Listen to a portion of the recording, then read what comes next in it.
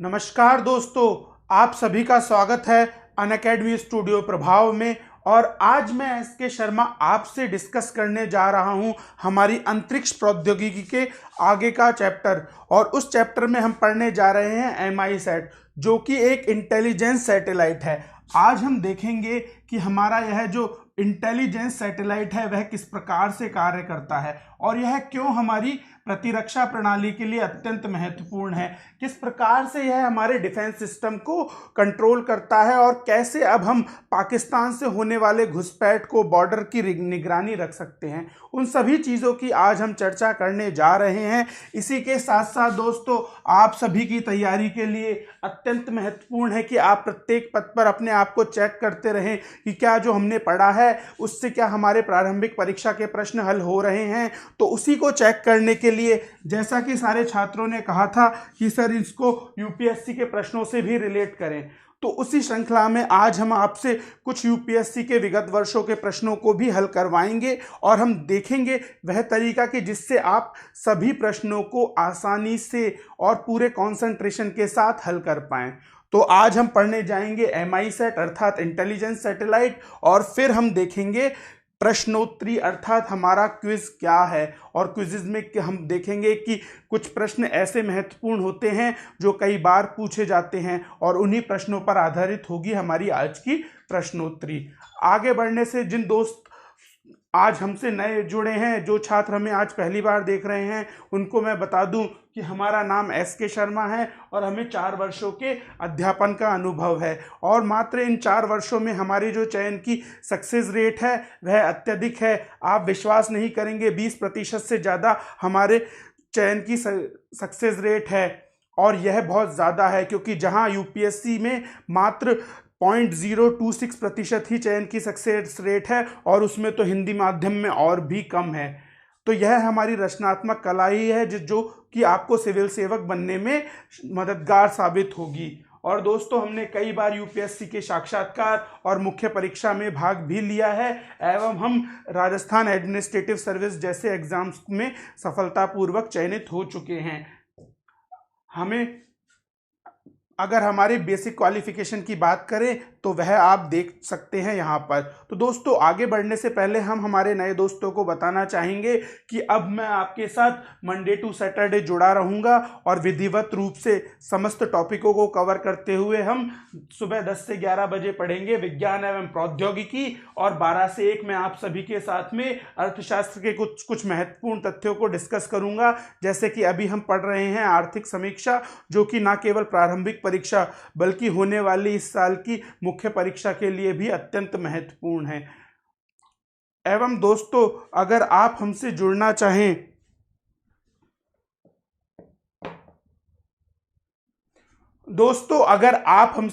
चाहें plus platform पर, क्योंकि अगर आपको कोई व्यक्तिगत परामर्श चाहिए, अपनी कुछ कमियों को आप निवारण करना चाहते हो और पर्सनली हमसे कोई गाइडेंस लेना चाहते हो, तो आप हमारे प्लस कोर्स पर जुड़ सकते हैं। और हमारे प्लस कोर्स पर आपकी सही तरीके से तैयारी के लिए हमने मॉक टेस्ट अवेलेबल कर रखे हैं। इसी के साथ साथ हिंदी माध्यम के छात्र CSAT में कमज़ोर होते हैं, उसी के लिए हमने आपके CSAT के लिए मॉक टेस्ट भी रखे हैं। और अगर आप कोई कॉम्प्रिहेंसिव कोर्सेज देखना चाहें, जैसे हमारे प्लेटफॉर्म पर इतिहास, भूगोल, अर्थशास्त्र और राजव्यवस्था के कॉम्प्रिहेंसिव कोर्सेज अवेलेबल हैं, और यहाँ पर आपको 4 से 5 कॉम्प्रिहेंसिव कोर्सेज का ऑप्शन मिलता है। इसी के साथ साथ हिंदी माध्यम के छात्रों को देखते हुए समसामयिकी की संपूर्ण तैयारी के लिए भी कोर्सेज अवेलेबल हैं। और अगर दोस्तों हमारे इस प्लस प्लेटफॉर्म के हम सब्सक्रिप्शन की बात करना चाहें, तो जो हमारा सब्सक्रिप्शन है मंथली वह है 7,000 रुपये। परंतु आप सभी जानते होंगे, अगर आप सही तरीके से तैयारी कर रहे हैं तो यह संपूर्ण परीक्षा 10 से 15 महीनों का अथिक परिश्रम मांगती है। इसीलिए आपको सब्सक्राइब करना चाहिए हमारा ईयरली सब्सक्रिप्शन, जिसमें एक फ़ायदा तो यह है कि इसकी फीस मात्र 2900 रुपये प्रति मंथ हो जाएगी। और दूसरा महत्वपूर्ण फ़ायदा यह है कि हम आपसे ना न केवल प्रारंभिक परीक्षा अपितु मुख्य परीक्षा और साक्षात्कार में भी लगातार जुड़े रहेंगे, आपकी कमजोरियों को समझ सकेंगे और इन सभी कमजोरियों को समझने के बाद हम आपके अनुसार रणनीति बनाते हुए विधिवत रूप से अपने कोर्सेज के टॉपिकों को कवर करेंगे। और दोस्तों, इस पर आपके लिए एक और महत्वपूर्ण सूचना है कि यहाँ पर आपको प्रत्येक विषय के 4 से 5 एजुकेटर्स पढ़ाने आ रहे हैं और टोटल हमारे 65 से भी ज़्यादा टॉप एजुकेटर्स हैं।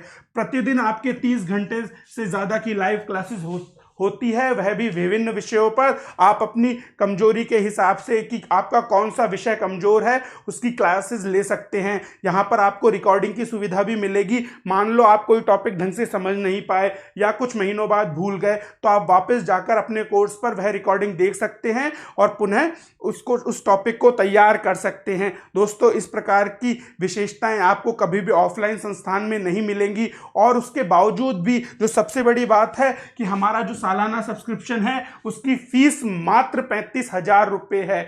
देखिए, अगर आपको पता हो तो दिल्ली के जो ऑफलाइन संस्थान हैं वहाँ पर केवल प्रारंभिक परीक्षा की फीस ही 1.5 से 2 लाख रुपए हो जाती है। ऊपर से आपके ऑप्शनल सब्जेक्ट पढ़ने के लिए आपको 40,000 रुपये और देने पड़ते हैं।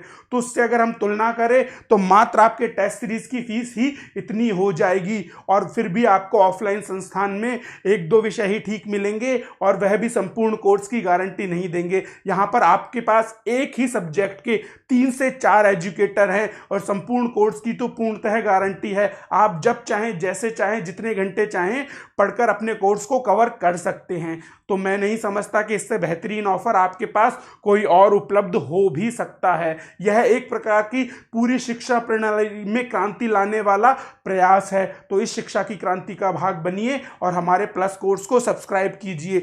दोस्तों, इसमें भी आपके पास एक और सुविधा दी गई है कि अगर आप हमारे इस रेफरल कोड SS लाइव को लिखकर अप्लाई करते हैं तो आपको मिलेगा 10% का डिस्काउंट और जैसे ही आपको 10% का डिस्काउंट मिला आपको देनी होगी मात्र 31,500 फीस। अब देखिए दोस्तों, मात्र 30,000 में आपको कितनी सारी चीज़ें दी जा रही हैं। ऊपर से आपका दिल्ली में रहने का खर्चा नहीं, रेंट का खर्चा नहीं, बार बार परिवहन का खर्चा नहीं। तो इन सभी खर्चों से अगर आप बचना चाहते हैं, अपने 2.5 से 3 लाख रुपए अगर आप बचाना चाहते हैं तो आप इस ऑनलाइन प्लेटफॉर्म पर हमसे जुड़ सकते हैं और उन संस्थानों से भी बेहतरीन तैयारी की गारंटी आपको मिल जाएगी। तो जल्दी से हमसे व्यक्तिगत रूप से जुड़ें और हमारे इस कोर्स को सब्सक्राइब करें।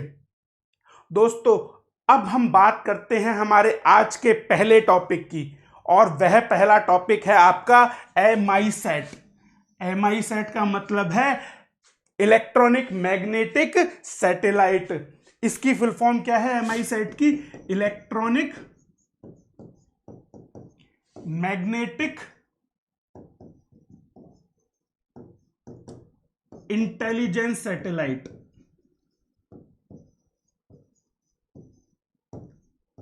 अब देखिए, इसकी फुल फॉर्म में ही इसकी मैक्सिमम विशेषताएं छुपी हुई हैं।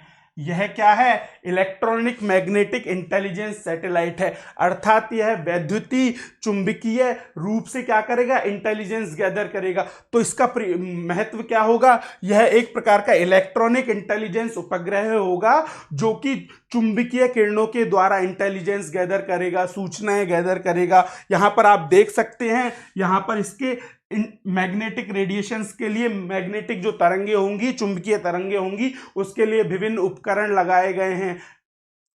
अब हम बात करते हैं हमारे इस इलेक्ट्रॉनिक सैटेलाइट, इस जासूसी सैटेलाइट की जो हमारे बॉर्डरों को सुरक्षा प्रदान करेगा, उसकी विशेषताएं।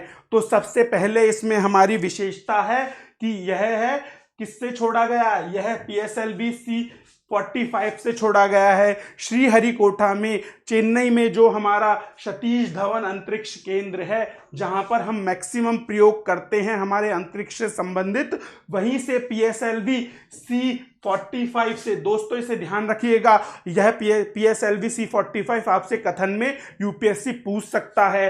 तो PSLV C-45 के जरिए हमने इस इलेक्ट्रॉनिक इंटेलिजेंस सैटेलाइट को सफलतापूर्वक लॉन्च कर दिया है श्रीहरिकोटा के सतीश धवन अंतरिक्ष केंद्र से। और दूसरी इसकी बात है जो कि बहुत महत्वपूर्ण है, जिस पर क्या यूपीएससी नज़र डालेगा और यही चीज़ आपसे पूछ सकता है, और वह बात है कि इसरो ने पहली बार 3 अलग अलग कक्षाओं में उपग्रह स्थापित किए हैं। अब दोस्तों यह कितनी ज़्यादा बड़ी बात है। मैंने जब आपको कक्षाएं बताई थी तो आपको क्या बताया था कि हमारे पृथ्वी की लो अर्थ ऑर्बिट होती है, निचली कक्षा होती है, मध्यम और अर्थ ऑर्बिट होती है, मध्यम कक्षा होती है, और हाई अर्थ ऑर्बिट के बाद हमने बात की थी जियो स्टेशनरी ऑर्बिट की, भूस्थैतिक कक्षा की, भूतुल्यकालिक कक्षा की। तो अगर हम उदाहरण के तौर पर यह हमारी पृथ्वी है, यह हमारी अगर अर्थ है, तो इस पूरे मिशन की जो सबसे महत्वपूर्ण विशेषता होगी वह यह होगी कि इस मिशन में हमने 3 अलग अलग कक्षाएं, पहली कक्षा अगर हम इसको माने, और अगर दूसरी कक्षा अगर हमारी यह हो, और इसी के बाद तीसरी कक्षा कुछ इस प्रकार से हो। तो दोस्तों देखिए, यह पहली कक्षा, यह दूसरी कक्षा और यह तीसरी कक्षा। तो आप खुद अंदाजा लगाइए प्रौद्योगिकी के स्तर पर यह कितना ज़्यादा महत्वपूर्ण कार्य होगा कि इस कार्य में हमने ना केवल पहली कक्षा बल्कि दूसरी और तीसरी कक्षा में भी उपग्रह हम छोड़ पाए। हम किस प्रकार से पहली, दूसरी और तीसरी कक्षा को सिर्फ एक ही प्रक्षेपण यान से उपग्रहों को स्थापित कर पाए, यह इसकी सबसे बड़ी उपलब्धि है और इसी पर यूपीएससी नज़र डालने वाला है। तो आपको यह पता होना चाहिए कि एमआईसैट में जब हमने इस उपग्रह को छोड़ा था तो 3 अलग अलग कक्षाओं में एक ही प्रक्षेपण यान से इस उपग्रह को छोड़ दिया था। अब जो अगली विशेषता है इसकी वह यह है, जो कि इसके नाम से ही पता चल रहा है, यह एक प्रकार का इंटेलिजेंस सैटेलाइट है। और इंटेलिजेंस सैटेलाइट क्या करेगा? इंटेलिजेंस गैदर करेगा, निगरानी रखेगा। तो यह क्या करता है? एमीसैट के जरिए हम सीमा पर दुश्मन की छोटी छोटी हरकतों पर भी नज़र रख सकते हैं। हम यहाँ देख सकते हैं कि पाकिस्तान क्या घुसपैठ मचाने के लिए बॉर्डर से हमारे देश में आना चाहता है और वह कौन कौन सी गतिविधियाँ कर रहा है। हम बारीक से बारीक चीज़ पर नज़र इस इंटेलिजेंस सैटेलाइट के द्वारा रख सकते हैं, एमआईसैट के द्वारा रख सकते हैं। इसी वजह से यह ज़्यादा महत्वपूर्ण है और इसी वजह से यह हमारे लेक्चर में चर्चा का कारण बन चुका है। अब दोस्तों आगे बढ़कर हम देखते हैं कि इसकी और क्या क्या विशेषताएं हैं। तो दोस्तों मैं आपको बता दूं, इसका जो वेट है वह 436 किलोग्राम है और यह जो बात है वह महत्वपूर्ण है कि यह 748 किलोमीटर की ऊंचाई पर स्थापित किया गया है। इस मिशन में अन्य उपकरण भी छोड़े गए थे, अन्य उपग्रह भी छोड़े गए थे, परंतु उसमें जो महत्वपूर्ण उपग्रह था वह था हमारा एमआईसैट इंटेलिजेंस सैटेलाइट और वह छोड़ा गया है 748 किलोमीटर की ऊंचाई पर। और अगर आपको हमारी पिछली कक्षाओं से कुछ याद आ रहा हो तो आपको दिख रहा होगा कि यह जो एमआईसैट 748 किलोमीटर की ऊंचाई पर छोड़ा जा रहा है यह एक सन सिंक्रोनस ऑर्बिट में छोड़ा जा रहा है। किस प्रकार की ऑर्बिट में? सन सिंक्रोनस ऑर्बिट में, क्योंकि मैंने आपको बताया था लगभग 780 किलोमीटर की ऊंचाई पर होती है हमारी सूर्य तुल्यकालिक कक्षा, तो वह एक प्रकार की पोलर ऑर्बिट थी। यह क्या होगी? हमारे सूर्य तुल्यकालिक कक्षा में स्थापित किया गया उपग्रह है, क्योंकि इसकी ऊंचाई क्या है? 748 किलोमीटर पर इसको छोड़ा गया है। तो यह थी महत्वपूर्ण बात कि हम किस प्रकार से जासूसी कर रहे हैं। हम एक ध्रुवीय कक्षा में इसको छोड़ा है और वह है 748 किलोमीटर की ऊंचाई पर। इसी कारणवश हम इस पर जासूसी करने में सक्षम हो पाए हैं। अब आगे चलकर हम देखते हैं कि इसकी और क्या क्या उपयोगिताएं हैं। अब एक चीज़ मैं आपको और बता दूं कि एमीसैट का जो प्रक्षेपण है वह रक्षा अनुसंधान विकास संगठन के लिए किया गया है। इसको जो हमने बनाया है वह बनाया है डीआरडीओ के लिए। और किसने बनाया है? इसरो ने बनाया है। यह मत भूल जाइएगा कि इसे डीआरडीओ ने नहीं बनाया है, इसे सिर्फ और सिर्फ इसरो ने ही बनाया है, परंतु बनाया गया है डीआरडीओ के लिए, क्योंकि यह एक रक्षा प्रयोग है जो भारत के लिए सैन्य संगठन को मजबूत बनाएगा और बॉर्डर की निगरानी करने में सक्षम होगा। और जैसा कि मैंने इसकी फुल फॉर्म से आपको बताया था कि इसका मकसद विद्युत चुंबकीय माप लेना ही है। यह क्या करेगा, इलेक्ट्रोमैग्नेटिक जितने भी तरंगे होंगी उन्हें मापेगा कि कहाँ पर किस क्षेत्र में कितनी ज़्यादा इलेक्ट्रोमैग्नेटिक तरंगे उभर रही हैं और उन तरंगों का क्या क्या प्रभाव है और किस अमाउंट की तरंगे कहाँ उभर रही हैं, और अगर ज़्यादा तरंगे हैं तो ऐसा क्या कारण है कि जिसकी वजह से यह वैद्युत चुंबकीय तरंगे निकल रही हैं। इन्हीं कुछ कारणों की वजह से हम पता लगा पाएंगे कि एमआई सेट क्यों छोड़ा गया है, इसका महत्वपूर्ण उद्देश्य क्या है।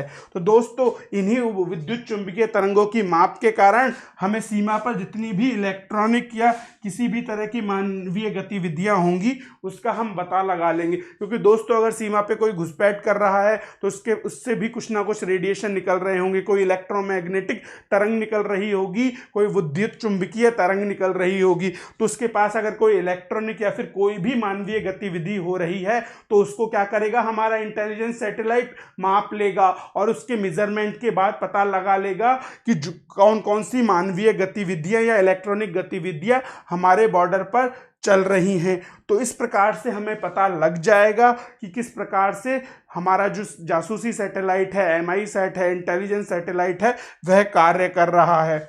और इसी की वजह से हम सही तरीके से एक इलेक्ट्रॉनिक नक्शा बना सकते हैं। अगर हमारे पास सभी विद्युत चुंबकीय तरंगों की ज्ञान हुआ, हमें पता हुआ कि विद्युत चुंबकीय तरंगे कहाँ पर ज़्यादा है कहाँ कम है, तो हम पता लगा पाएंगे कि किस प्रकार से हम इलेक्ट्रॉनिक नक्शा बना ले, कि हमें पता हो कि पाकिस्तान में या फिर हमारे बॉर्डर के आसपास कहाँ कहाँ इलेक्ट्रॉनिक गजेट्स रखे हुए हैं, वहाँ पर कितना विकिरण है। तो हम एक पूरा का पूरा इलेक्ट्रॉनिक नक्शा बनाने में इस इंटेलिजेंस सैटेलाइट के द्वारा सक्षम हो पाएंगे। अब दोस्तों, अब मैं आपको एक चीज और महत्वपूर्ण बताने वाला हूं कि यह जो एमआई सेट है, यह जो जासूसी इंटेलिजेंस उपग्रह है भारत का, यह 4 स्टेज में सोलर पैनल के साथ स्थापित करने वाला पहला मिशन है। पहली बार हमने ऐसा किया है कि इस मिशन में हमने सोलर पैनल यूज किए हैं। दोस्तों ध्यान दीजिए, सोलर पैनल हमने पहली बार इसमें यूज किए हैं और यही इसकी महत्वपूर्ण विशेषता है कि सोलर पैनलों का हमने इसमें प्रयोग किया है और वह प्रयोग की वजह से ही सोलर पैनल ने ही इस उपग्रह को सही तरीके से स्थापित करने का कार्य किया है और यह 4 चरणों में संपन्न हुआ है। और दोस्तों, इसकी एक और विशेषता है कि पहली बार ऐसा हुआ था जब इसरो ने परमिशन दी थी कि आम लोग भी इस मिशन में शामिल हो सकते हैं, इसको देख सकते हैं। और यह पहला ऐसा मिशन था जिस पर है ना सभी लोग उपस्थित थे, आम जनता उपस्थित थी और उनके सामने ही इसे लॉन्च किया गया था। यह पहली बार ऐसा हुआ था। और दूसरी बार हाल ही में जब 2 दिन पहले हमने चंद्रयान 2 मिशन को सफल रूप से प्रक्षेपित किया, तो दूसरी बार ऐसा हुआ था कि आम जनता के सामने प्रक्षेपण किया गया था। और दोस्तों, इसमें जो पीएसएलवी यूज हुआ है वह 4 स्टेप ऑन मोटर से लैस पीएसएलवी का QL संस्करण है। अब दोस्तों, आगे बढ़ने से पहले मैं आपको एक चीज़ बताना चाहूँगा कि जो पीएसएलवी QL संस्करण है, हम हमारी पिछली कक्षाओं में जाते हैं, पिछले लेक्चर्स में देखते हैं कि जब आपको मैं प्रक्षेपण यान की तृतीय पीढ़ी पढ़ा रहा था, तीसरी जनरेशन पढ़ा रहा था, उसमें हमने पीएसएलवी के 3 वर्जनों की बात की थी। एक तो था पीएसएलवी CA, दूसरा था पीएसएलवी QL और तीसरा था पीएसएलवी XL। पीएसएलवी XL सबसे ज़्यादा उन्नत तरीके का प्रक्षेपण यान था अपनी तीसरी जनरेशन का, तीसरी पीढ़ी का। तो उसी में से जो पीएसएलवी QL है, जो मध्यम श्रेणी का पीएसएलवी यान है, प्रक्षेपण यान है, उसे प्रयोग करते हुए हम देखेंगे कि उस प्रयोग को हमने उसी में शामिल किया है। इस प्रकार का जो हमारा प्रक्षेपण यान था पीएसएलवी QL, उसे हमने इंटेलिजेंस सैटेलाइट एमआई सेट को छोड़ने के लिए यूज में लिया है। अब एक बार दोबारा रिवीजन करते हुए हम हमारी पिछली कक्षाओं को देखते हैं, तो हम देख सकते हैं कि ये जो हमारा पीएसएलवी था, याद कीजिए पुरानी लेक्चर कि हमारा जो पीएसएलवी था वह 4 चरणों में निर्मित था। उसके 4 चरण थे और जो आपका पहला चरण था उससे पहले यहाँ पर पृथ्वी के वायुमंडल से बाहर निकालने के लिए 2 रॉकेट लगाए जाते थे, जिसे हम क्या कहते थे, बूस्टर्स कहते थे।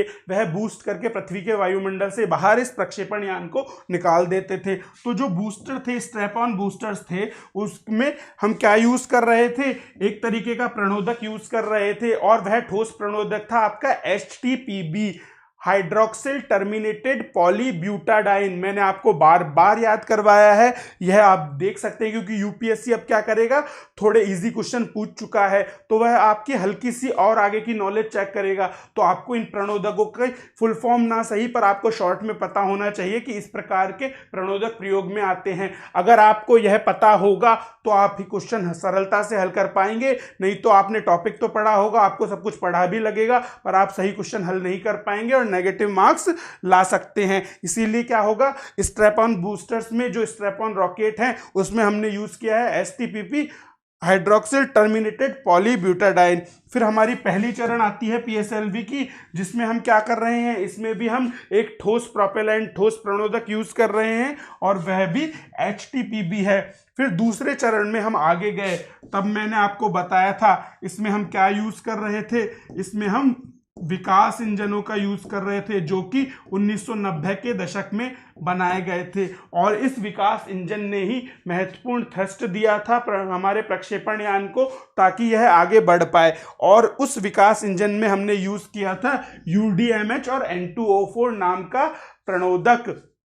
यह द्रव प्रणोदक है आपका अनसिमेट्रिकल डाई मिथाइल हाइड्रोक्सिन और नाइट्रोजन टेट्रा ऑक्साइड। ये दोनों मिलकर एक द्रव प्रणोदक बनाते हैं, जो कि UDMH और N2O4 के नाम से जाने जाते हैं। इसका प्रयोग PSLV के द्वितीय चरण में यूज होता है, जिसमें आपका विकास इंजन लगा हुआ है, जो एक महत्वपूर्ण बात है, और यूपीएससी इस पे पहले प्रश्न पूछ चुका है और आगे भी पूछने की संभावनाएं जारी हैं। अब दोस्तों हम इसके तृतीय चरण की बात करें तो इसके तृतीय चरण में भी हमने ठोस प्रणोदक को ही यूज में लिया है, और आपका जो ठोस प्रणोदक है वह है HTPB, अर्थात हाइड्रोक्सिल टेट्रा पॉलीब्यूटाडाइन। इस प्रणोदक का यूज किया गया है PSLV के QL वर्जन में तृतीय चरण में। फिर आता है सबसे महत्वपूर्ण और चरण, और वह है महत्वपूर्ण चरण आपका चतुर्थ चरण। इस चरण में हमने जो प्रोपेलेंट यूज किया है, जो द्रव प्रणोदक हमने यूज किया है, याद कीजिए PSLV में ठोस और द्रव प्रणोदक दोनों ही यूज में आते थे, और आपको एक बार मैं फिर याद दिलाऊं, इसमें हमने जो प्रणोदक यूज किया है, जो द्रव प्रणोदक यूज किया है, वह है MMH प्लस MNO, अर्थात मोनोमिथाइल हाइड्रोक्सिन, और आपके नाइट्रोजन के कुछ ऑक्साइड होंगे, नाइट्रोजन के ऑक्साइड और मोनोमिथाइल हाइड्रोक्सिन मिलकर यह दोनों प्रणोदक आपके एक द्रव प्रणोदक बनाते हैं, और वह आपके PSLV के चतुर्थ चरण में यूज किया जाता है, और यह सबसे महत्वपूर्ण चरण है। इसी चरण पर जिम्मेदारी होती है कि आप किस प्रकार से आपके उपग्रह को कक्षा में सही तरीके से प्रक्षेपित करते हैं। सबसे महत्वपूर्ण चरण आपका अंतिम चरण होता है चतुर्थ चरण, और इसके ऊपर यहाँ पर आपका पेलोड सेक्शन होता है। पेलोड का मतलब मैंने आपको बताया था, वह सारी चीजें जिसे हमारा प्रक्षेपण यान अंतरिक्ष में ले जा रहा है, और यहाँ पर प्रक्षेपण यान क्या लेकर जाता है, उपग्रह। तो जो ये पेलोड सेक्शन होगा, इसमें आपके उपग्रह होगा, और हमारे PSLV C45 जो कि PSLV का QL वर्जन है, वह क्या लेकर जा रहा है, आपका इंटेलिजेंस सैटेलाइट लेकर जा रहा है। तो देखिए यहाँ पर रखा हुआ है आपका MISAT, यहाँ पर आपका जासूसी उपग्रह शांति से रखा हुआ है, और धीरे धीरे सबसे पहले बूस्टर्स रॉकेट जो होंगे वो पृथ्वी के वायुमंडल से प्रक्षेपण यान को बाहर निकालकर अलग हो जाएंगे। फिर पहला चरण अपना ईंधन यूज कर अलग हो जाएगा। फिर आपका दूसरे चरण में विकास इंजन रॉकेट को थ्रस्ट देगा और बहुत तेजी से आगे बढ़ाते हुए अपने पूरे ईंधन को खत्म करके यह भी अलग हो जाएगा। फिर इसी प्रकार से तीसरा चरण अपने ईंधन को प्रयोग में लेगा, फिर वह अलग होगा। फिर चतुर्थ चरण सही तरीके से उपग्रह को सही कक्षा में स्थापित कर देगा। फिर आपके पेलोड सेक्शन से आपका जो उपग्रह है, जो MISAT है, वह अपना बाहर निकलकर कार्य प्रारंभ कर देगा।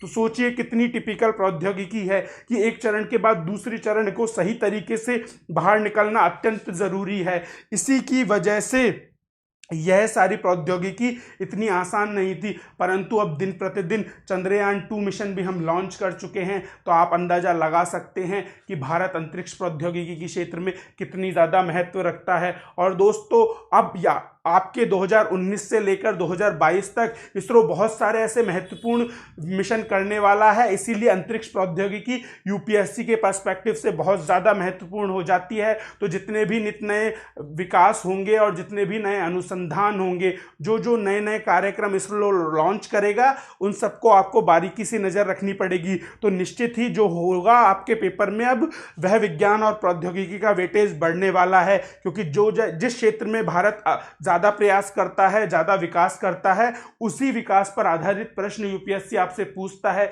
इसीलिए अब देख लेना, हमारा जो वेटेज है विज्ञान एवं प्रौद्योगिकी का, चाहे वह प्रारंभिक परीक्षा हो या मुख्य परीक्षा, उन दोनों में ही निश्चित रूप से बढ़ेगा।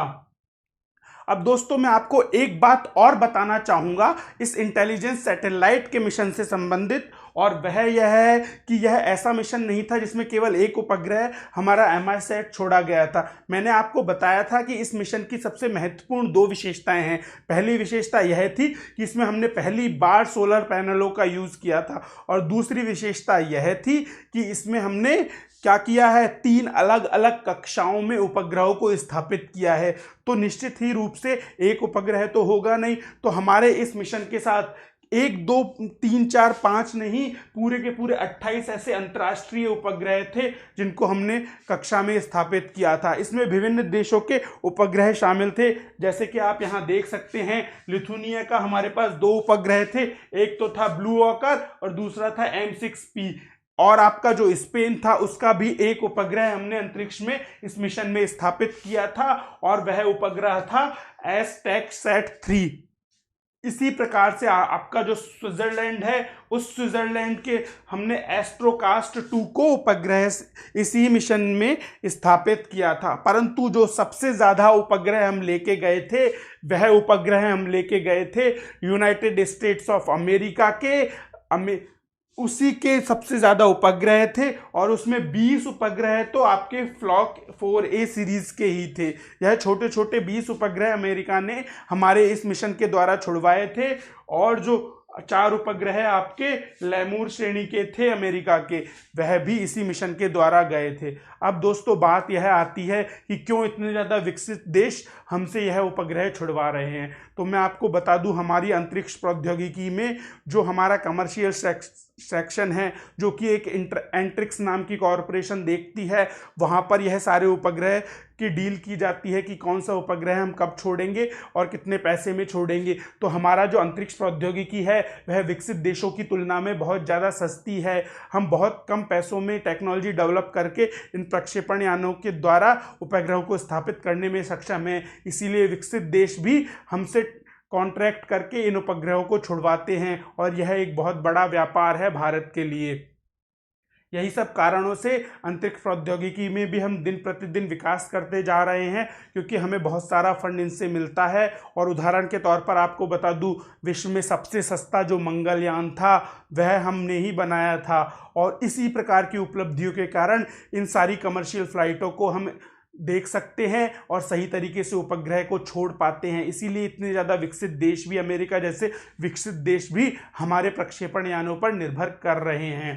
अब दोस्तों, आगे बढ़ते हुए आपको मैं बताऊं कि यह जो 28 सैटेलाइट थे, इन सभी का जो भार था वह आपके 220 किलोग्राम का था, और इन सभी को हमने 504 किलोमीटर दूर कक्षा में स्थापित किया था। और मैं आपको पहले भी बता चुका हूं, यह पहला ऐसा मिशन था जो कि 3 अलग अलग कक्षाओं में हमने स्थापित किया था। इस पूरे मिशन की सबसे महत्वपूर्ण बात यही है कि यह 3 अलग अलग कक्षाओं में स्थापित किया जाने वाला मिशन था। तो इसे आप देख सकते हैं कि यह कितना ज़्यादा महत्वपूर्ण था, और यह बात आपको पता होनी चाहिए। तो एक बार मैं फिर आपको अगर बताऊं, तो इस इंटेलिजेंस सैटेलाइट में हम क्या कर रहे हैं, वैद्युत चुंबकीय विकिरणों की माप कर रहे हैं, और उससे हम बताएंगे कि हमारे जो बॉर्डर हैं, जो सुरक्षा क्षेत्र हैं, वहाँ पर कितना ज़्यादा विद्युत चुंबकीय तरंगे हैं, अर्थात कितनी इलेक्ट्रॉनिक डिवाइसेज हैं और क्या क्या मानवीय गतिविधियाँ चल रही हैं। उसी से यह इंटेलिजेंस सैटेलाइट निगरानी रख पाएगा हमारे बॉर्डर और जितने भी सुरक्षा संबंधित क्षेत्र हैं उन सभी पर। तो अगर आप इन सारी चीज़ों का एक बार देखना चाहें और स्क्रीनशॉट लेना चाहें तो ले सकते हैं।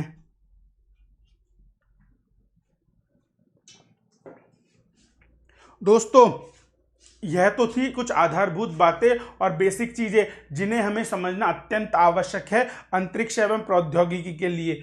अब हम बात कर रहे हैं वह महत्वपूर्ण चरण की, जिस पे सारी की सारी यह घटनाएं और जितना भी हमने पढ़ा वह टिका हुआ है। आखिर हमें देखना होगा कि यूपीएससी किस प्रकार के प्रश्न पूछता है। तो उसी श्रेणी में प्रश्नोत्तरी के कुछ महत्वपूर्ण यूपीएससी के विगत वर्षों के प्रश्नों को लेकर मैं आपसे अब डिस्कस करने जा रहा हूं। उसमें हमारा जो पहला प्रश्न है वह कुछ इस प्रकार से है कि भारत के प्रक्षेपण यानों के संदर्भ में निम्नलिखित कथनों पर विचार करना है हमें। जिसमें आपका पहला कथन है, पीएसएलवी से वे उपग्रह प्रमोचित किए जाते हैं जो पृथ्वी के संसाधनों के मॉनिटरिंग में उपयोगी हैं, जबकि जीएसएलवी से मुख्यतः संचार उपग्रहों को प्रमोचित करने के लिए अभिकल्पित किया गया है। तो देखिए, इस सेंटेंस को बहुत ही स्पष्ट रूप से मैंने आप सभी को बताया था। मैंने आपको साफ साफ जब उदाहरण दिए थे कि हमारी पृथ्वी की निचली कक्षा में कौन से उपग्रह हैं, मध्य कक्षा में कौन से उपग्रह हैं और जो हमारी भूस्थैतिक कक्षा है वह किस प्रकार के कार्य करती है, उसमें मैंने आपको साफ साफ बताया था कि कौन सा प्रक्षेपण यान किस कक्षा में किस प्रकार के उपग्रहों को छोड़ने में सक्षम है। उसी पर आधारित यह कथन है। इसमें आपसे कहा गया है कि पीएसएलवी में के द्वारा जो भी उपग्रह प्रमोचित किए जाते हैं, जो उपग्रह छोड़े जाते हैं, वह क्या करते हैं, पृथ्वी के विभिन्न संसाधनों का निरीक्षण करते हैं। अब आपको मैं एक टर्म से और बताना चाहूँगा कि पीएसएलवी अर्थात पोलर सैटेलाइट लॉन्च व्हीकल, यह मुख्यतः ध्रुवीय उपग्रहों को छोड़ेगा। और ध्रुवीय उपग्रह क्या करते हैं, pole to pole polar orbit में घूमते हैं। और इनका इस पोलर ऑर्बिट का अनुप्रयोग क्या था कि यह पृथ्वी के जितने भी रिसोर्सेज होंगे, जितने भी संसाधन होंगे, उन सबकी निगरानी करेगा। तो यानी कि पीएसएलवी से कौन से उपग्रह छोड़े जाएंगे, जो क्या करते हैं, पृथ्वी के संसाधनों का निगरानी रखते हैं, उन पर निरीक्षण करते हैं। और अगला जो आपका जीएसएलवी है, जीएसएलवी अर्थात जियो सिंक्रोनस लॉन्च व्हीकल, जो हमारा भूतुल्यकालिक लॉन्च व्हीकल होगा, जो भूस्थैतिक लॉन्च व्हीकल होगा, वह क्या करेगा, भूस्थैतिक कक्षा में या फिर भूतुल्यकालिक कक्षा में उपग्रहों को प्रक्षेपित करेगा, प्रमोचित करेगा।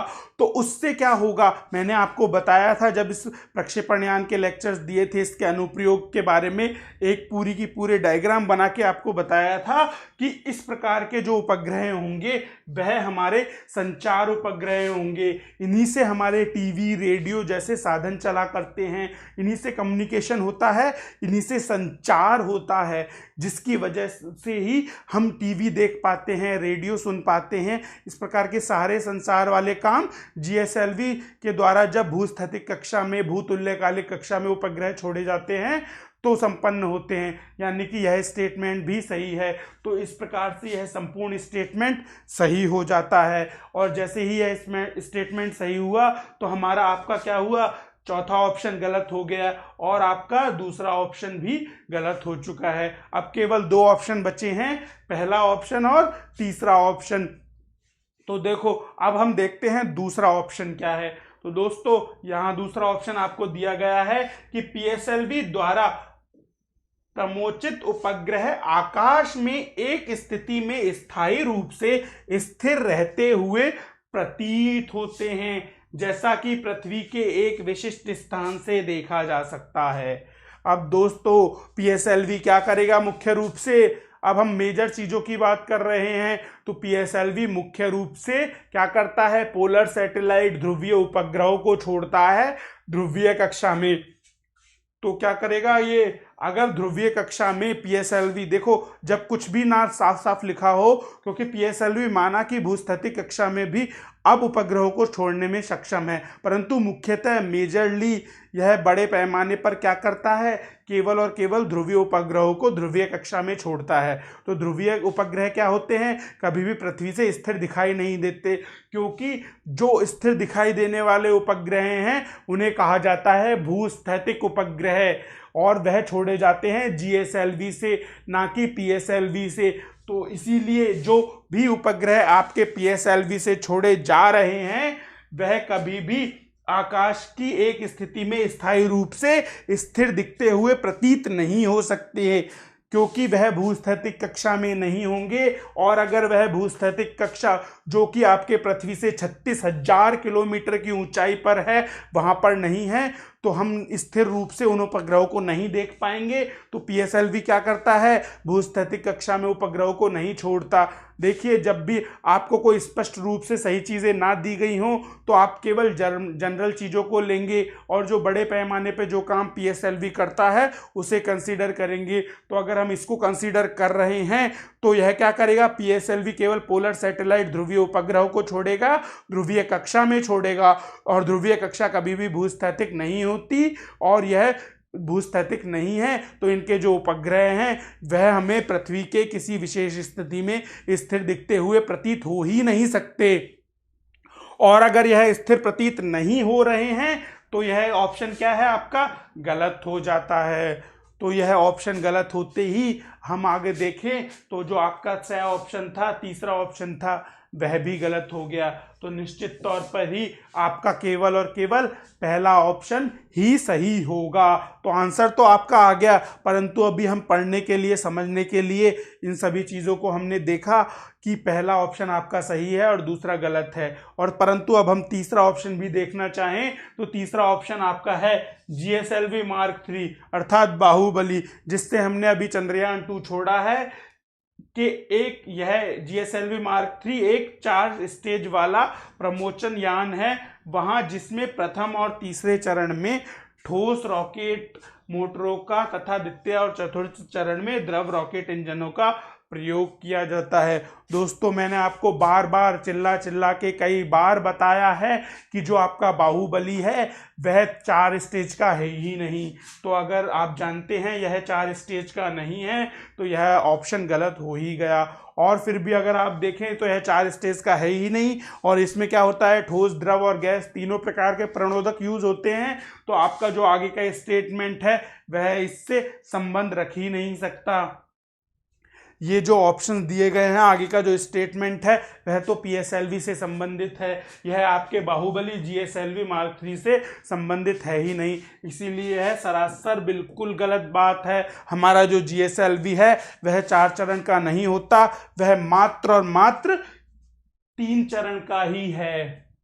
तो देखिए किस प्रकार, मैं आपको सिर्फ एक चीज यहां पे बताना चाह रहा हूं, मैं आपको बताना चाह रहा हूं कि यह किस प्रकार से आप ऑप्शंस को टैकल करेंगे, कौन कौन से कीवर्ड होंगे। जैसे कि मैंने आपके सामने कीवर्ड अंडर सर्किल किया, PSLV, क्या पूछा गया था हमसे, संचार, GSLV। इसी प्रकार से जब आप प्रश्नों को हल करें तो जो कीवर्ड्स हैं उन्हें अंडरलाइन कर ले। अगर आप कीवर्ड्स को अंडरलाइन करते हैं तो माना आपके 1-2 सेकंड एक्स्ट्रा लग सकते हैं, परंतु वह 1-2 सेकंड आपका पूरा प्रश्न हल सही करवाने में सक्षम होते हैं। अगर आपने हवाओं में पढ़कर निकल गए, चीजों को अंडरलाइन नहीं किया, तो आप UPSC के एक एक वर्ड को नहीं देख पाएंगे। और UPSC यही देखता है कि आप कितने जागरूक हैं, कितने सजग हैं, क्या आपने एक एक वर्ड को ध्यान से, गौर से देखा है। और यही एक सिविल सेवक की खूबी होती है कि आप एक नज़र में ही सही चीज़ों को पकड़ पाएं, और उसी को चेक करता है UPSC आपके एग्जाम में। इसीलिए आपको अंडरलाइन करते हुए एक एक पॉइंट को, जो महत्वपूर्ण पॉइंट है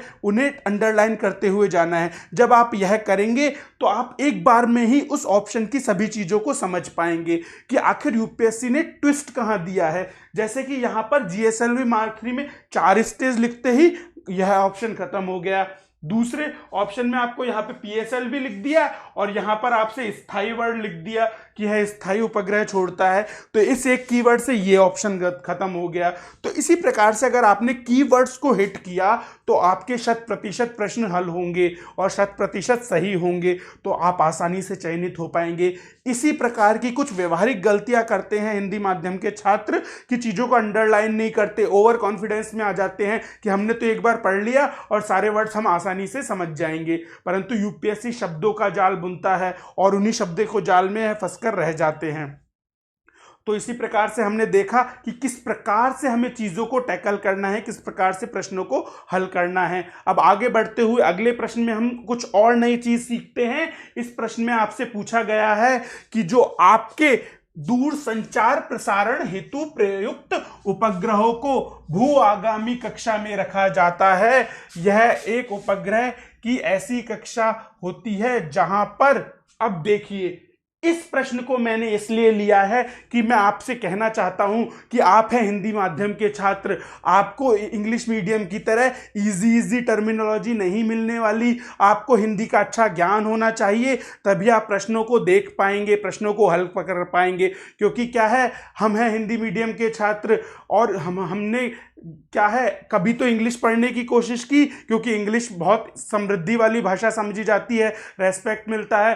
तो अब हम क्या फंस के रह गए, हम ना ही ढंग से अच्छी हिंदी बोल पाए और ना ही अच्छी इंग्लिश बोल पाए, हमें कुछ भी नहीं आया, और यही सबसे बड़ा कारण है हमारी असफलता का। तो दोस्तों, उसी से खेलता है यूपीएससी। यूपीएससी आपके सामने गूगल ट्रांसलेटर यूज कर सिंपल वर्डों का भी, सिंपल इंग्लिश वर्डों को भी ऐसे अजीब अजीब वर्डों से बदल देता है। जैसे कि इसमें आपसे कहा गया है भू आगामी कक्षा। देखिए, आपने भूस्थैतिक कक्षा तो सुना होगा, भू तुल्यकालिक कक्षा तो सुना होगा, परंतु इसमें आपसे पूछा गया है भू आगामी कक्षा। ऐसे ही एक हल्का से वर्ड को यूपीएससी टिल्ट करेगा और आपको कंफ्यूज कर देगा, परंतु आपका शब्दों पर सही पकड़ है, आपकी शब्दावली अच्छी है, तो आप इस प्रकार की चीजों को आसानी से हल कर पाएंगे। देखिए, यह क्या कह रहा है, भू आगामी अर्थात पृथ्वी से तो संबंधित होगी ये, और उसके आगामी यानी कि भूस्थैतिक ना होकर इस वर्ड में दो चीजें छुपी हुई हैं कि इस प्रकार की जो कक्षा होगी वह भूस्थैतिक भी हो सकती है, और क्या हो सकती है, वह भूतुल्यकालिक भी हो सकती है। अगर इस प्रकार के वर्डों को आपको समझना आता है तो यह क्वेश्चन बच्चों का खेल है, और अगर आप इसी वर्ड में उलझ कर रह गए तो आपसे यह प्रश्न हल नहीं हो सकता, या फिर अगर आपने हल भी किया तो आप संशय में रहेंगे कि यह सही है या गलत है। भू आगामी वर्ड इसलिए यूज हुआ है क्योंकि यूपीएससी आपसे कहना चाहता है कि जो कक्षा है उसको मैंने दोनों को यूज किया है, भूस्थैतिक कक्षा भी है वह, और भूतुल्यकालिक कक्षा भी है। तो अब देखते हैं इससे हमें कौन कौन से कथन दिए गए हैं। देखो दोस्तों, पहला कथन है आपका कि यह भूतुल्यकालिक कक्षा होती है, अर्थात जियोसिंक्रोनस कक्षा होती है। और मैंने आपसे कहा था कि भूतुल्यकालिक कक्षा क्या होती है, जो भूतुल्य स्थैतिक की तरह 36,000 किलोमीटर की ऊंचाई पर तो होती है, परंतु भूमध्य रेखा से एक कोण रखेगी, एक झुकाव रखेगी और एक विक्षेप रखेगी, और उसी कोण और झुकाव की वजह से इसे भूतुल्यकालिक कक्षा कहा जाएगा। और अगर आपको इस वर्ड का मतलब पता है तो आप बता पाएंगे कि यह भूतुल्यकालिक कक्षा होती है, इसीलिए यह ऑप्शन बिल्कुल सही है। अब जैसे ही यह ऑप्शन सही हुआ, सीधे आप ऑप्शंस पे जाएं और देखें कि इस ऑप्शन में वन ऑप्शन नहीं है, तो आपका तीसरा ऑप्शन खत्म हो गया। अब हम बात करते हैं अगले कथन की। अगला कथन आपसे कह रहा है कि यह कक्षा वृत्ताकार होती है। अब देखिए, इस वर्ड को अगर आपने ढंग से समझा हो तो इसमें क्या है, भूस्थैतिक कक्षा का भी गुण है, और भूस्थैतिक कक्षा क्या थी, वृत्ताकार थी, इसीलिए ये ऑप्शन भी सही हो जाएगा। इसी ऑप्शन पर मैक्सिमम स्टूडेंट धोखा खाते हैं, क्योंकि भू आगामी कक्षा को सिर्फ भूतुल्यकालिक समझ लेते हैं, तो उससे उनको कंफ्यूजन हो जाता है कि क्या यह कक्षा वृत्ताकार है या नहीं है, और इसी कंफ्यूजन की वजह से दोस्तों उस छात्र क्या करते हैं, ब ऑप्शन को सही मान लेते हैं, जो कि गलत है। और इसी ऑप्शन को हल करने का एक बहुत आसान तरीका भी है, जो मैं आपको बताऊंगा। और देखिए, जो तीसरा ऑप्शन है वह है आपका कक्षा पृथ्वी की भूमध्य रेखा के समतुल्य होती है। बिल्कुल सही बात है, अगर भूस्थैतिक कक्षा वाली स्थिति हुई तो यह हमारी पृथ्वी की भूमध्य रेखा के समतुल्य हो जाएगी, और समतुल्य का मतलब इसे तुल्यकालिक कक्षा भी कहा जाता है। दोस्तों, मैंने आपको बताया था कि जितनी भी भूतुल्यकालिक कक्षाएं होती हैं वह भूस्थैतिक कक्षा नहीं होती, परंतु जो भी भूस्थैतिक कक्षा है वह भूतुल्यकालिक जरूर होगी, क्योंकि जो भूतुल्यकालिक कक्षा है उसी का एक विशेष प्रकार की स्थिति है जहां पर झुकाव 0 हो जाता है। तो सारी की सारी भूस्थैतिक कक्षाएं तो भूतुल्यकालिक होती हैं, परंतु सभी भूतुल्यकालिक कक्षाएं भूस्थैतिक कक्षा नहीं होती, इसीलिए ये ऑप्शन भी आपका बिल्कुल सही है, परंतु जब भी यूपीएससी गूगल ट्रांसलेटर यूज करके ऐसे अजीब वर्ड देखकर आपको भ्रमित करता है तो वह एक की पॉइंट भी छोड़ता है और वह देखना चाहता है कि आपका कॉमन सेंस कितना है, आपका आईक्यू लेवल कितना है और आप किस प्रकार से चीज़ों को पकड़ लेते हैं और आसानी से क्वेश्चन को हल कर कर निकल जाते हैं। और उसी को दिया है आपके चौथे ऑप्शन में। इसमें आपसे पूछा गया है कि यह कक्षा 22,200 किलोमीटर की तुंगता पर होती है। माना कि ये तुंगता वर्ड थोड़ा अलग है, परंतु आपको स्पष्ट रूप से पता है कि जो भी भू से संबंधित कक्षाएं हैं, अर्थात जो जिनमें भू वर्ड आता है, चाहे वह भूस्थैतिक हो, भूतुल्यकालिक हो या भू आगामी हो, सारी की सारी यह कक्षाएं आपके 36,000 किलोमीटर की ऊंचाई पर होती हैं, ना कि 22,200 किलोमीटर की ऊंचाई पर। कितनी ऊंचाई पर होती हैं दोस्तों? 35,786 किलोमीटर की ऊंचाई पर या फिर 36,000 किलोमीटर की ऊंचाई पर। तो यह ऑप्शन क्या है? बिल्कुल गलत होगा। तो देखिए यहां पर माना कि यूपीएससी ने आपको धोखा दिया, चकमा देने की कोशिश की, आपको भ्रमित करने की कोशिश की, परंतु उसने आपके लिए कॉमन सेंस वाला रास्ता भी छोड़ा। एक छोटी सी ऐसी लॉ छोड़ी जिसको अगर आपने ऑब्जर्व कर लिया तो आप इस प्रकार के ऑप्शनों में फंसकर कंफ्यूज नहीं होंगे। आप सीधे चौथे ऑप्शन पर जाएंगे और जैसे ही चौथे ऑप्शन पर जाएंगे आप आसानी से इसे गलत कर देंगे। और जैसे ही आप इसे गलत करेंगे तो देखिए यहाँ पर चौथा ऑप्शन आपके 3 ऑप्शंस में अवेलेबल है, तो ये तीनों ऑप्शन गलत हो जाएंगे। तो सिर्फ एक ऑप्शन ही होगा जो सही होगा। इस प्रकार से रणनीतियां करता है यूपीएससी। वह आपके ज्ञान से भी ज़्यादा आपके व्यवहारिक तरीके को देखना चाहता है, उस कॉमन सेंस को देखना चाहता है, उस एप्टीट्यूड को देखना चाहता है। इसीलिए यूपीएससी का जो फर्स्ट पेपर है वह भी एप्टीट्यूड का पेपर कहा जाता है, आपके एटीट्यूड का पेपर कहा जाता है, जहां पर आपको एक भारत के जनसाधारण लोगों की कमियों को समझना है, उनकी उपयोगिताओं को समझना है। तो आपके पास वह दृष्टि होनी चाहिए जिनसे आप चीज़ों को टैकल कर पाएं।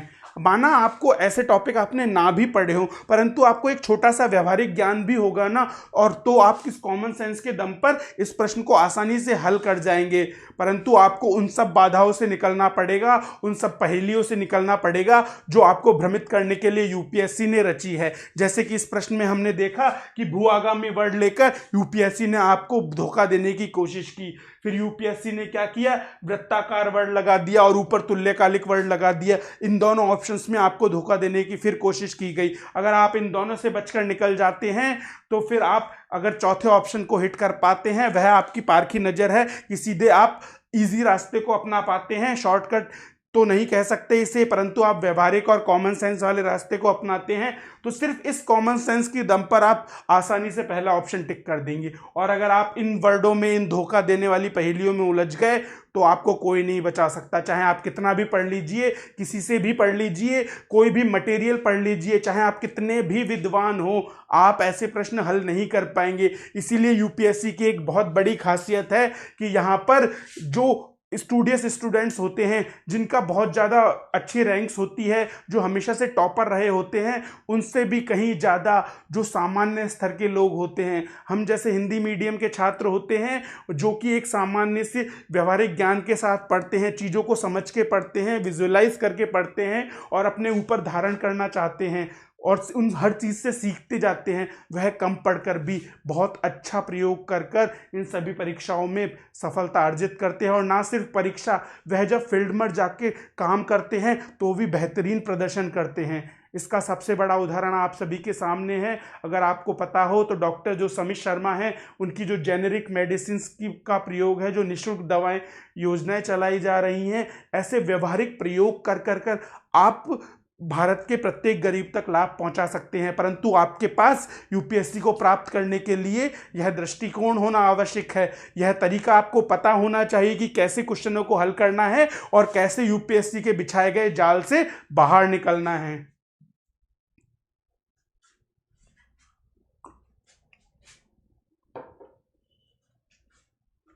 अब दोस्तों हम अगले प्रश्न की तरफ बढ़ते हैं और कुछ और नया सीखने का प्रयास करते हैं।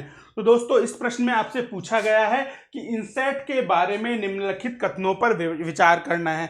मैंने आपको कक्षाओं में बताया था कि इनसेट एक भारत का सबसे बड़ा कार्यक्रम है जिसमें हम क्या करते हैं, हमारे जितने भी वेदर फोरकास्टिंग जैसे काम हैं, जो मौसम की जानकारियां देते हैं, उन सब का हम पता लगाते हैं। इसी पर आधारित दो कथन आपको दिए गए हैं। इसमें पहला कथन है, यह अंतरिक्ष विभाग और भारत के मौसम विभाग का एक संयुक्त उपक्रम है।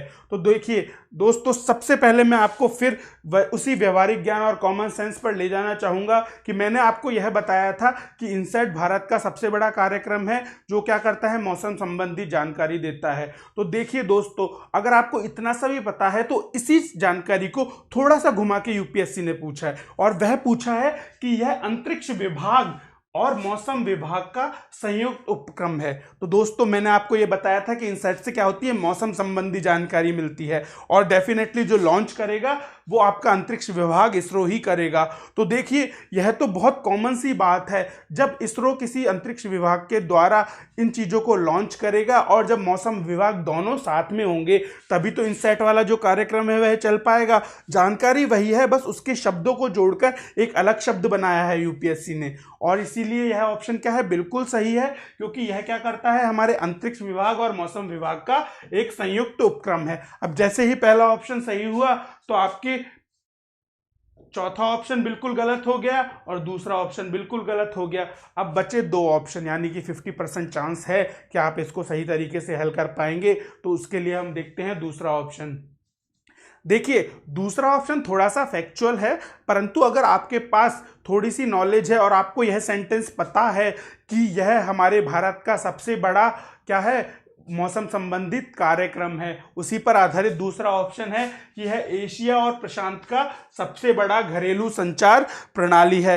तो देखिए, मैंने आपको कहा था कि यह भारत का सबसे बड़ा कार्यक्रम है, तो आप उसमें ही अगर थोड़ा सा भी विचार करें तो सबसे बड़ा कार्यक्रम है तो यह बड़ा तो होगा, और भारत एक एशिया का की बहुत बड़ी शक्ति है और बहुत बड़ा देश है, जहाँ की पॉपुलेशन चाइना के बाद दूसरे नंबर पर आती है। तो आप देख सकते हैं एशिया में भी अगर हम प्रशांत जैसे बड़े क्षेत्र को मिला दें तो यह सबसे बड़ा कार्यक्रम हो सकता है। इसीलिए इस ऑप्शन के सही होने की संभावना अत्यधिक बढ़ जाती है। तो इसीलिए अगर इन दोनों ऑप्शन से मैं कॉमन सेंस के आधार पर टिक करना चाहूँ तो मैं करूँगा सही ऑप्शन। और अगर आप इस प्रकार से चीज़ों को समझते हुए व्यवहारिक ज्ञान को यूज़ कर प्रश्नों को हल करेंगे तो आप सही ऑप्शन पर आसानी से पहुँच जाएंगे। माना यह फैक्ट आपको पता नहीं था, परंतु फिर भी व्यवहारिक ज्ञान का जो 70% से ज़्यादा पोर्शन है वह आपको तीसरे ऑप्शन पर जाने के लिए कहता है। तो इसी प्रकार से यूपीएससी में हो सकता है आपको 100 में से 40-45 क्वेश्चन ही आए, परंतु उस 40 क्वेश्चनों के बाद अगर आपको आगे बढ़ना है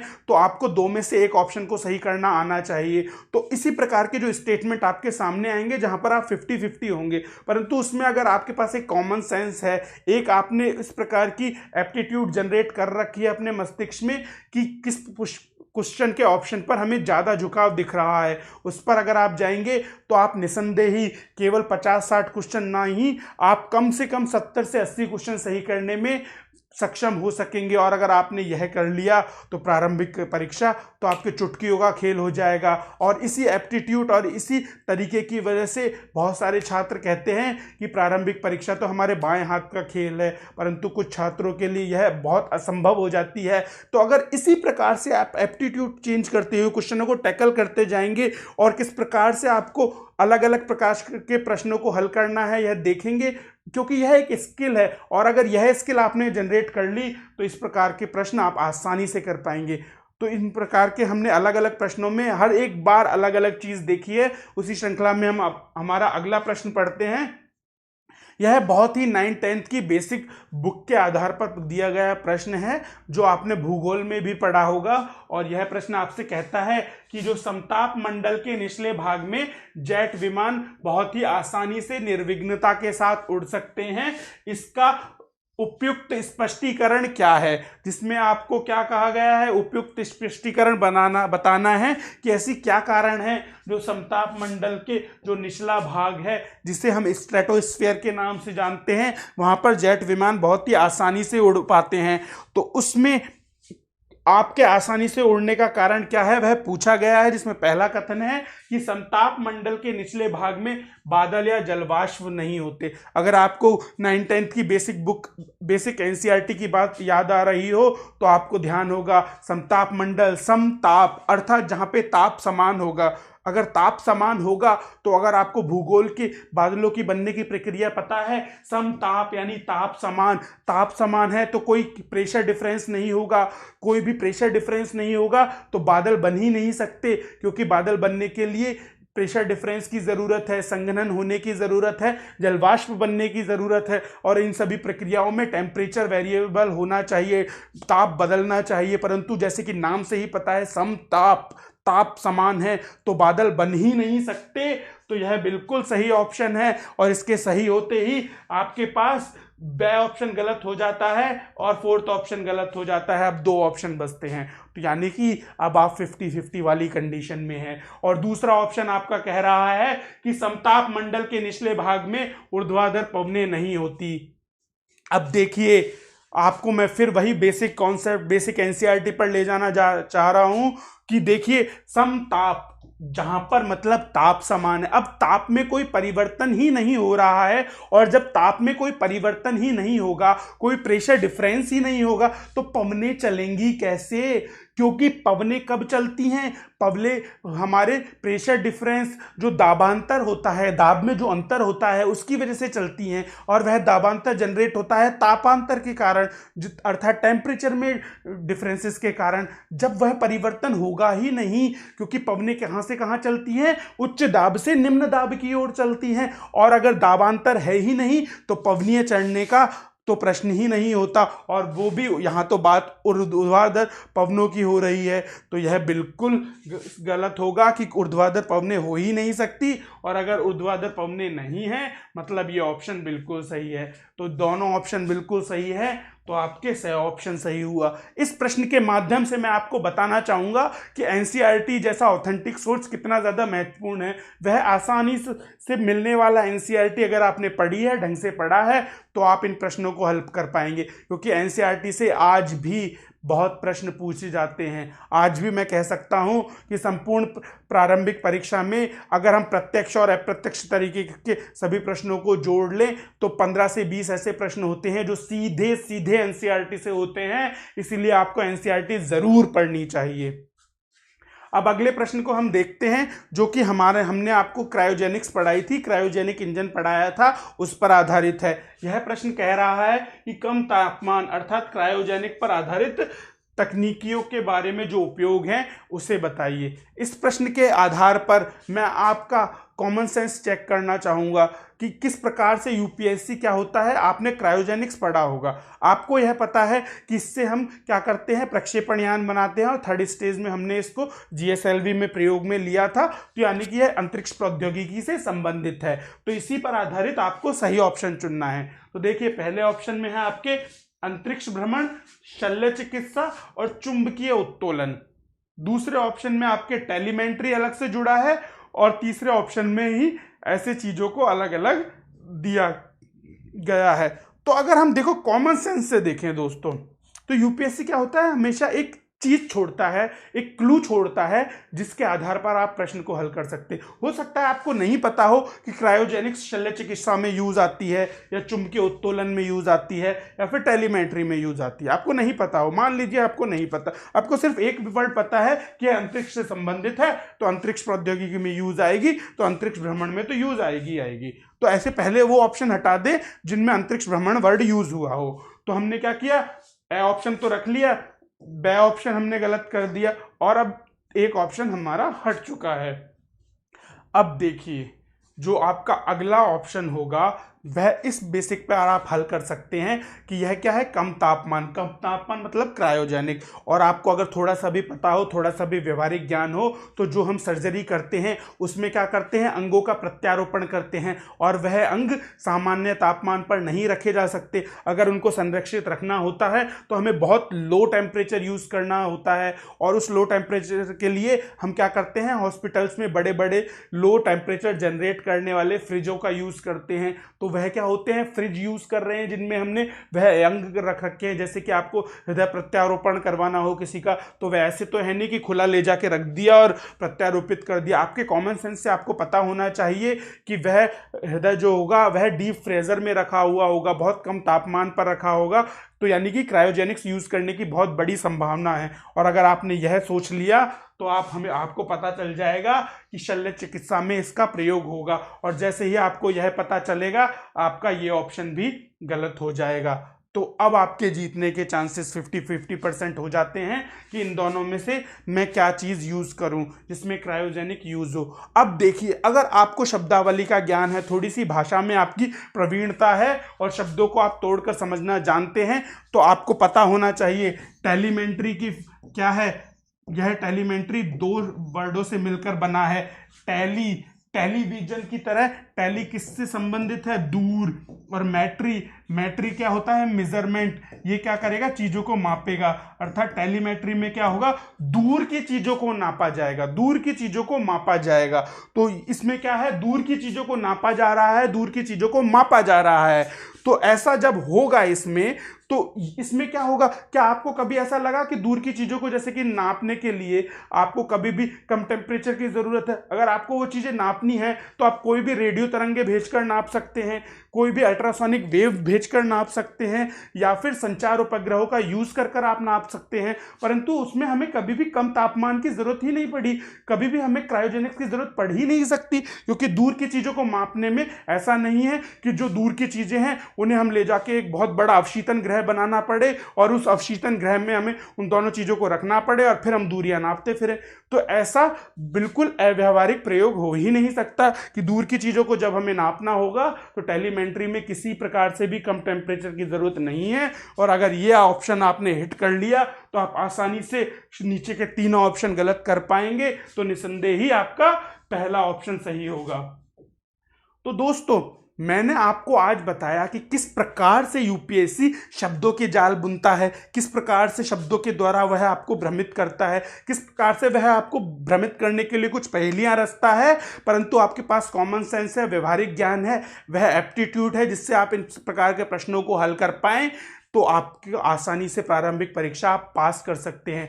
कम नॉलेज के साथ भी, कम चीज़ों को पढ़े हुए भी, विभिन्न प्रकार के मटेरियल को बिना रटे भी हम आपको गारंटी के साथ प्रारंभिक परीक्षा पास करवा देंगे। बस आपको हमारे साथ जुड़े रहना है और इसी प्रकार के मॉक टेस्टों को, डाउट सेशंस को और क्विज़ेस को, प्रश्नोत्तरी को हम आपके साथ हल करते रहेंगे। और उसी श्रेणी में एक और व्यवहारिक प्रश्न हम देख सकते हैं, और वह है कि पृथ्वी की वेधशाला में कौन से सैटेलाइट का आप उपयोग नहीं है। अब देखिए, पृथ्वी की वेधशाला है तो क्या करेगी, अर्थ का ऑब्जर्वेशन करेगी। कितना सिंपल बात है। अर्थ का ऑब्जर्वेशन में क्या आएगा, वानिकी, फॉरेस्ट्री तो आएगी आएगी, रिसोर्सेज भी आएंगे, और यह सब रिसोर्सेज क्या करेंगे, ग्रामीण विकास करने का कार्य करेंगे।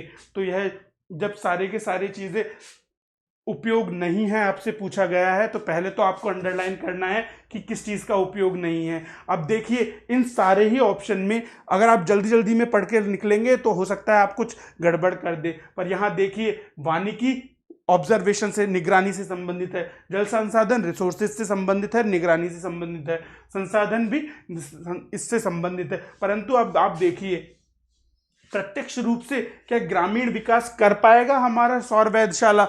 हम उसके डेटा उसको यूज करके ग्रामीण विकास में काम में ले सकते हैं, परंतु प्रत्यक्ष रूप से नहीं कर सकते, इसीलिए यह गलत हो जाएगा, और इसके गलत होते ही आपका पहला ऑप्शन सही हो जाएगा।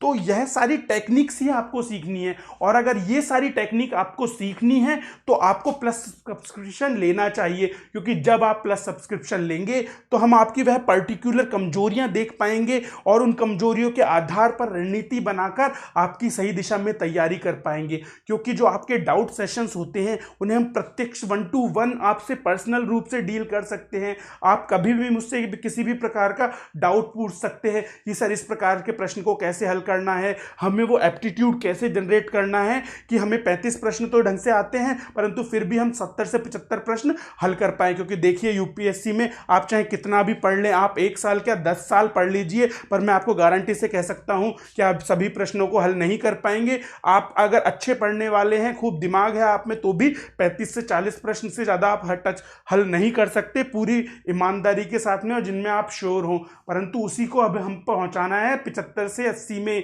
70 में। तो उसके लिए आपको ये एप्टीट्यूड जनरेट करना होगा जो हमने आपको बताया है कि किस प्रकार से आपको वह प्रश्न हल करना है। तो इसके लिए आप हमारे सब्सक्रिप्शन पर जुड़िए और सालाना सब्सक्रिप्शन लीजिए जिसकी फीस है आपके 35,000 रुपये। और उसमें अगर आप 10% का डिस्काउंट पाना चाहते हैं तो हमारे इस रेफरल कोड SS Live को अप्लाई करें और फिर आपकी फीस हो जाएगी मात्र 31,500 रुपये। और जल्दी से आप इसे सब्सक्राइब करके हमसे जुड़ सकते हैं। अगर दोस्तों हमारा यह व्यवहारिक कॉमन सेंस वाला तरीका कि इसमें किस प्रकार से आप यूपीएससी के फंसाए हुए जालों को समझे और किस प्रकार से आप उसकी पहेलियों को हल कर पाएं व्यवहारिक और कॉमन सेंस के आधार पर, अगर यह टेक्निक आपको पसंद आई हो, इस प्रकार से प्रश्नों को हल करने का तरीका आपको पसंद आया हो, तो आप प्लीज़ यहाँ पर कमेंट करें, लाइक करें और शेयर करें। आप जितने ज़्यादा लाइक, कमेंट और शेयर करेंगे उतना ज़्यादा हमें उत्साह मिलेगा और हम आपसे जुड़े रहेंगे। तो दोस्तों इसी के साथ धन्यवाद।